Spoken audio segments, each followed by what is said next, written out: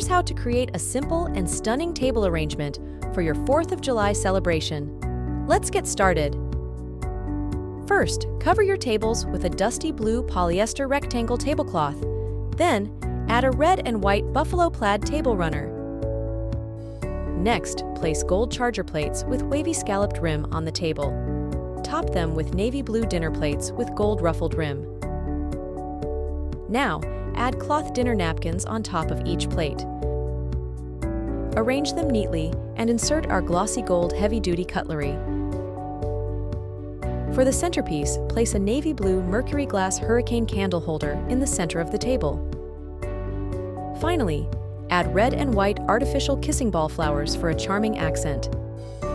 And there you have it, a beautiful table setting for your 4th of July celebration.